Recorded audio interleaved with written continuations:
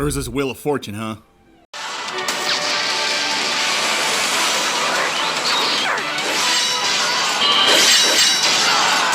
There's only one Erza in my life.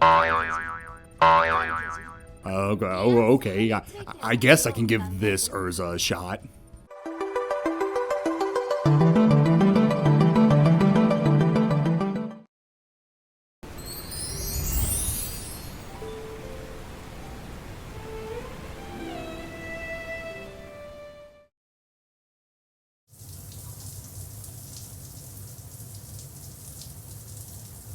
Oh boy, another horny game to add onto the pile. Frontier Hunter Erza's Wheel of Fortune came out of nowhere, it seems. I know it's been in early access for a couple of years, and it's apparently a sequel to a roguelike with mixed reviews, but I don't know what to tell you. This game flew right under my radar until one of my viewers left a comment asking if I was going to review it. I was like, sure. I totally knew this game existed. So, what is Frontier Hunter Erza's Wheel of Fortune?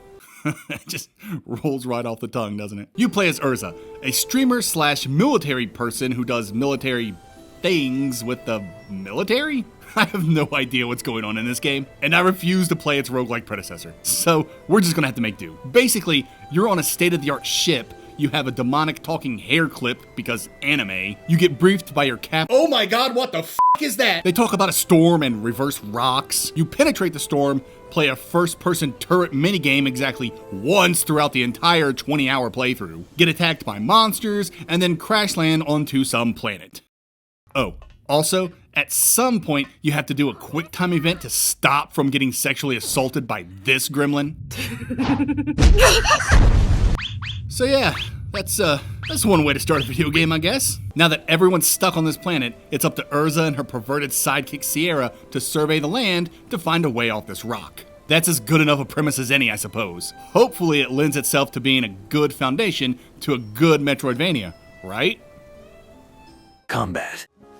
If you're gonna play Frontier Hunter for any reason beyond horniness, I'd say its combat would be its main draw. Its combat's honestly nothing too spectacular with some stiff animations, but it's still a ton of fun. And just an FYI, that's basically gonna be the sentiment to this entire review. X is alright, but it's still fun. You essentially just run around filling in your map while killing monsters, gathering dropped loot and resources and leveling up. And if that doesn't sound fun to you, you're watching the wrong channel, because this is the kind of stuff Metroidvania fans love. And if you've been paying attention, then you know exactly what kind of Metroidvania we're dealing with here. That's right, boys. We got ourselves a bona fide Igavania on our hands. If you don't know what an Igavania is, I'll be brief. Iga, or Koji Igarashi, spearheaded the creation of Castlevania Symphony of the Night, which is credited for the Vania part of Metroidvania. Using his signature formula, he created 5 more Castlevanias, and thus, this formula was dubbed Igavania. And his formula, or style, continues to this day with his latest release, Bloodstained Ritual of the Night. So, what are the components of an Igavania? There's a lot, actually, more than what I can fit in just a combat section. I'll flash the components up on the screen now so we can move on. Just note that everything you see here, Frontier Hunter has. And if the prospect of diving into another Igavania sounds great, then you can drop my review right now, because you're gonna love this game. For those of you sticking around for the entire review, hey, thanks for the watch time. You all are the real ones. Okay, back to combat proper. Generally, combat feels great. Hitting stuff feels good, and there's a surprising variety of ways to hit stuff. Frontier Hunter's main gimmick is that you have 3 characters you can swap on the fly, and each character comes with their own HP and MP, as well as their own weapons and movesets. Let's take Erza, for example. She has 4 different weapon types to choose from, each with their own animations, speeds, ranges, and special moves. And when I say special moves, I'm talking fighting game type inputs that require some finagling with your thumb. Equip Erza with a sword, do a quarter circle Hadouken movement, and now you're doing some double sword slashing move. Do the same movement with a rapier equipped, and now you're doing a bunch of stabs or something. You get the point. The special moves do significantly more damage compared to regular attacks, so they don't feel gratuitous and can feel quite satisfying when you pull them off. Of course, the trade-off is that special moves require MP to use, but we'll get to MP in a sec. Now, that's all the stuff Erza can do. The other 2 characters, they get all this too. Sierra gets boots for kicking and 3 different types of guns, and Neil also gets 4 different types of weapons. And each weapon gets their own special moves. Even though combat is admittedly repetitive in this game, it's tough to get bored when you can just swap to a different character with a completely different playstyle. Moreover, Each character can equip 2 different weapons at once, potentially giving you 6 different movesets to use at any one time. And each character has 3 different loadouts that you can switch in the equipment screen. So let's do some math. Each character has 4 different weapons. That's 12 different playstyles. And each character gets 3 loadouts, meaning you can have half of all of the game's playstyles swappable on the fly, with the other half ready to be switched in the menu, leaving you with 1 loadout for each character to do whatever the crap you want to do with. Basically, if you wanted to have all 12 playstyles at the ready, you easily could. So yeah, this game has a ton of variety. And I haven't even talked about artifacts yet. These are magic spells you can find along the way. You can equip 2 at a time, their attacks are very diverse, and like special moves, they require MP to use. Artifacts, like most magic and most video games, come with elemental affinities to be mindful of. You know the drill. You don't want to hit the lava monster with fire magic, but you do want to hit the mermaid with lightning. Thanks for coming to my TED Talk. There are a bunch of status effects you can inflict and be afflicted with, such as poison that drains your HP and a bunch of other debuffs. And where there's ailments, you know there's items to be used. The way you use items in Frontier Hunter should be how all action games do items. You press a dedicated item button, the game freeze frames so you can see everything going on. You choose the item gets used, and the game unfreezes. No going through multiple menus, none of that active menu crap, just a nice little freeze frame to keep you grounded in the action while also providing you time to actually think.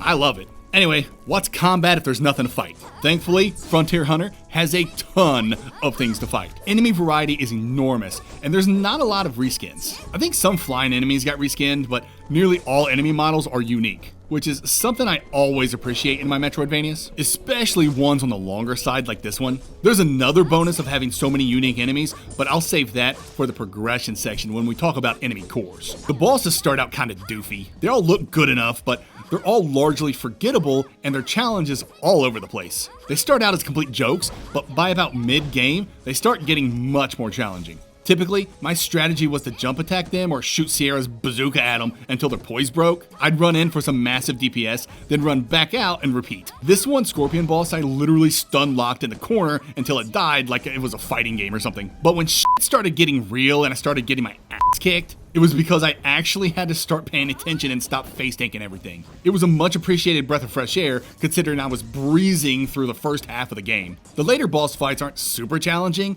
they just forced me to pay attention and engage with the game's mechanics, which is really all I asked for in my boss fights. Do some strategic character swapping, pop some items, use special moves, and dodge when appropriate, and you'll take them down. The character's dodging capabilities boil down to a dash with iframes, though a couple of the characters get counters. The dash can be a back dash, a forward dash, or a forward air dash, and you get all this out the gate. It's nothing new, but it works well, feels great to use, and has virtually no cooldown. In fact, you can get some ridiculous distance using the air dash in conjunction with the katana. Get the rhythm down, and you can pull off some cheeky sequence breaking. The game calls you cheeky when you sequence break and gives you an achievement and in-game money. That's pretty awesome. I think I'm finally done with combat. I know it sounds like a lot, but if you're used to MVs and other action games, it all comes together very naturally. You'll be hacking and slashing and shooting and spellcasting like a pro in no time. And once you've become a pro, you can utilize the game's combo system, which adds damage multipliers with each consecutive hit and really gets your DPS up. In the end, the big takeaway is that combat's pretty standard and is only saved from mediocrity through diversity. With so many playstyles at your disposal, gameplay rarely gets stale despite its repetitiveness. Abilities, platforming. This is going to be a very short section because there's really not a lot to report here. I already mentioned the air dash katana cheese, which is something I figured out before even leaving the game's starting spaceship area. Every other move Erza in the game gets, you've seen. Double jump, wall climb, swimming, gliding, high jump. They all work well, with the wall climb looking especially silly. As for the platforming, it's there. Some biomes have gimmicks like snowy platforms disappearing after you touch them, but mostly you're looking at basic platforming against boxy level designs, by which I mean most surfaces are going to be parallel or perpendicular. My least favorite level design, as it makes biomes look unnatural. It's very common in MV design, so I don't really ding games when they do it, but games always look so much better when they take their design out of the parallel and perpendicular box. That's not to say Frontier Hunter doesn't have some slopes, they're just few and far between, and I can see why. The ladies move very slowly up them, which makes sense. I don't think I'd be hitting slopes at top speeds while wearing heels either. What the game lacks in unique platforming, it makes up for in puzzles. The puzzles in Frontier Hunter are actually pretty good, with one in particular requiring me to actually bust out pen and paper to solve. For those who've completed the game, I'm talking about the scale puzzle. That took me a good minute to figure out. There's also a weird Tetris puzzle and an area that requires you to do a bunch of random things to get these things to unlock a thing. It seemed like all the later biomes had some kind of puzzle impeding your way, which is something I typically hate in MVs, but these were all actually well done. And that'll do it for abilities and platforming. All the unlockable abilities are old hat for an MV, but they're all tried and true goodies. The platforming's pretty standard stuff with some surprisingly good puzzles mixed in, which I found to be an excellent complement to the game's main focus. That, of course, being combat. Progression. Progression is where Igavanias shine. It's all about that RNG and watching those numbers increase. Random drops, crafting, finding or crafting better weapons and gear to improve your stats. It's a very addictive formula that constantly rewards players throughout their journey, and Frontier Hunter utilizes the formula to great effect. If you've played in Igavania, you know what to expect. Get EXP to level up, equip weapons, armor, and gear to increase your stats and resistances, and find things to permanently increase your stats. In this game, the things you find to increase your stats are fruit, and they can be found everywhere. In treasure chests, in breakable walls, or at shops in the hub area. Frontier Hunter's economy is very healthy. Money's obtained pretty easily by killing enemies or finding chests, and you can spend that money in a multitude of ways at the hub's shops. Shopkeepers sell all kinds of stuff, and their inventory improves as you complete the side quests they give you, or, in the case of the blacksmith, as you give him blueprints you find out in the wild. There's an item vendor for your potions and fruits, a chef that makes you food that provides temporary buffs, and the aforementioned blacksmith that crafts and modifies your gear. Okay, this is where the real addictive Igavania shit goes down, so pay attention. The blacksmith crafts stuff. That's pretty self-explanatory. Get him materials that enemies drop, and he'll make you better stuff. A simple and great system. But then you have the modification system. Each piece of gear, weapons, armor, accessories, comes with a grid. These grids contain open and closed spots. When you modify a piece of gear, you're essentially unlocking those closed spots, which in turn gives you more space to use on the grid. So the question is, what do you use those grids for? This, my friends, is your main source of player expression. This is an ingenious combination of Hollow Knight's charm system, Aria of Sorrow's tactical soul system, or Bloodstain's shard system, and, I guess, Tetris. When you kill an enemy, there's a high chance they'll drop their core. Unless it's a boss, then they'll 100% drop their core. Each enemy core has the capability to increase your stats, build up your resistances, or give you some kind of passive buff. Each core also takes up a certain amount of grid spots. See where this is going? All 5 pieces of gear you can have equipped on one character, that's 2 weapons, armor, and 2 accessories, can be fitted with enemy cores. And this gives way to some insanely diverse player expression. I don't want to delve into the specifics, but you can see why I was alluding to the game's impressive enemy variety earlier. The more enemies there are, the more types of cores you can collect. And so collecting enemy cores becomes a game unto itself. And these cores drop rates are pretty generous, so there's really no need to farm them. You'll collect plenty as you organically explore this world. Alright, let's talk dopamine, that little chemical in our brains that makes us feel good. This enemy core system has a direct line to your adrenal gland and is the perfect evolution of the Igavania formula. I get a shot of dopamine every time I enter a new biome because I know there'll be a new batch of enemy cores to collect. I get a shot of dopamine every time I collect a new core. I get a shot as I Tetris each new core into my gear. I get a double shot every time I find new gear, a shot for getting the gear, and a shot because I get to Tetris in more cores. And I get all these shots of dopamine on top of everything else MVs do to get that dopamine flowing. It's all very addicting and keeps you playing for just that little bit longer, which is something I love in my MVs. And that'll do it for progression. If you've played in Igavania, you know what to expect. Leveling, crafting, random enemy drops, and finding better and better gear as you explore. There are no skill points or skill trees. Any additional skills your characters get are in books hidden in treasure chests. The enemy core system might be one of the coolest systems we've seen in an MV in a while because it offers so much player expression. It's so addicting and useful. I do wish there was a better way to search through enemy cores. You'll have a ton of these things, and as of the publishing of this video, sifting through them can become a chore. There's also cosmetic costumes you can get for your characters. I found a few early in the game, but most are DLC. If you're truly committed to the horny, this game's got you covered. for an additional fee. Exploration. If you've listened to all the previous sections, you probably have a pretty good idea of Frontier Hunter's exploration. Long story short, it's extremely rewarding. Treasures galore, infinite opportunities for combat, RNG enemy drops to keep the dopamine flowing, tons of secrets and breakable walls, puzzles ranging from decent to really good. It's got everything you want in Igavania. I will say Frontier Hunter doesn't fall into the trap that most Igavanias fall into, and that's finding nothing but crappy weapons and gear after mid-game. Even Igarashi's latest game suffers from this. Frontier Hunter? Not so much. There'll be times you stumble across a weapon or gear that's weaker than what you currently have, but it's pretty rare. More often than not, each piece of gear you find is going to be better than the last, and I love it. It helps exploration retain its addictiveness. And because exploration's so fun and rewarding, you start to have fun simply by filling in the map. I don't know about you all, but I love filling in MV maps. It's so gratifying to watch the unknown give way to the known, especially if the map is huge, and Frontier Hunter's map is huge. I'd estimate there's 15 plus biomes, and they're all pretty big. Biomes are also pretty diverse. You have your standard foresty area, cold area, hot area, cavern area, stuff like that. But then you have more interesting areas like temples, altars, forgotten cities, and floating islands. There's a lot to do and see during your journey. And though most of the biomes are fine, I would like to gripe a little bit. I can confidently say, beyond a shadow of a doubt, that Frontier Hunter has the worst biome I've ever played in any Metroidvania. The sewer. I think it's widely accepted that sewers are the worst areas in any video game. I personally can't think of a single sewer I thought was fun to play through, which is probably the point because sewers aren't very pleasant in real life either. But the sewers in Frontier Hunter take the cake. I hated every second of this biome. Thankfully, it's a mid-game biome because had it been one of the earlier biomes, I might have dropped the game. It sucks that bad. Basically, it's just a huge set of rooms that all look the same and hardly have anything in them other than enemies. Worst yet, there's a lot of swimming in this section. Swimming in Frontier Hunter isn't so bad from a control standpoint, but it's still not very fun controls. And even worse yet, whenever you dive underwater, the game essentially goes silent. All sound effects are muffled, and so is the music. And this muffling effect is so powerful that you really can't hear anything. A large portion of this biome has you swimming underwater in total or near silence. And with all the rooms being almost identical, this entire section feels like some kind of torture ritual. It's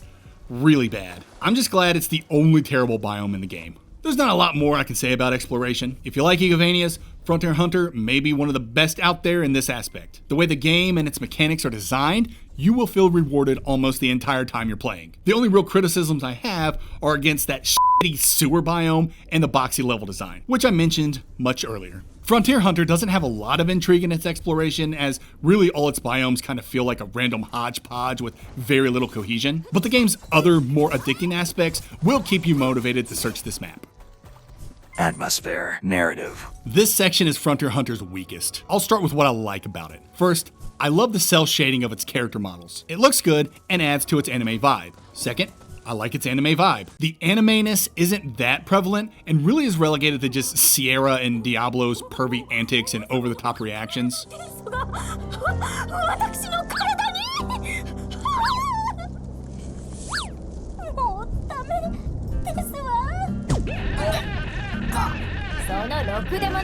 I'm talking nosebleeds, anime eyes, non-consensual breast fondling.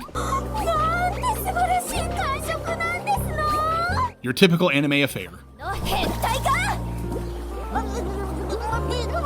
It may be a bit too much for some, but I'm okay with it. Third, I liked the game's music. It's all pretty good and fits whatever biome you're in's vibes, and I'm a sucker for background music with vocalizing, and there are a couple of those in this game's setlist. And lastly, this game is completely voice acted in Japanese and Chinese. I don't speak either language, but it all sounded legit and professional to me.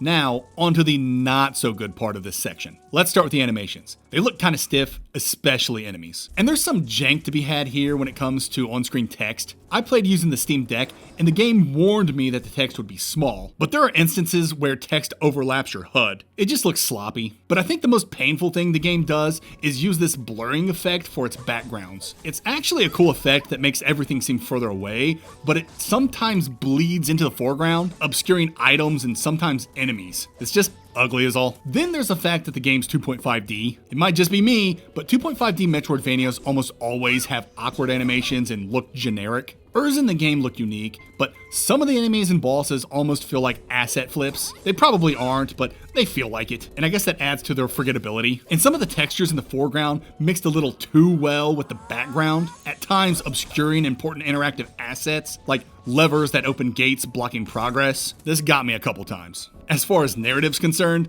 don't worry about it. It's pretty inconsequential. All you need to know is Erza and her crew are trying to leave the planet and need large mana crystals found in big monsters to do so. Oh, and at one point they use the word rolling meatballs to describe the bad guy's victims. Just don't go into Frontier Hunter thinking the narrative's gonna be a masterpiece. There are times the game literally cuts to black and tells you stuff through white text. Honestly, the story provides more grammar and localization issues than it does conflict or tension. I really didn't mind the story being so boring simply because everything else about the game was so good. And that's it for this section. The atmosphere's fine with some hiccups here and there, and your mileage will certainly vary depending on your tastes for 2.5D games and anime. And don't even worry about its narrative. It's enough to move the game along, but you're here for everything else. Just be aware there's only one ending, and it feels rushed and nonsensical. Alright, spoiler time. Go to this timestamp to fast travel to my final thoughts and score. Spoilers. All I have to say is, I've played through this entire game, and I have no idea why it's called Wheel of Fortune. No clue. I got nothing. Final thoughts and score.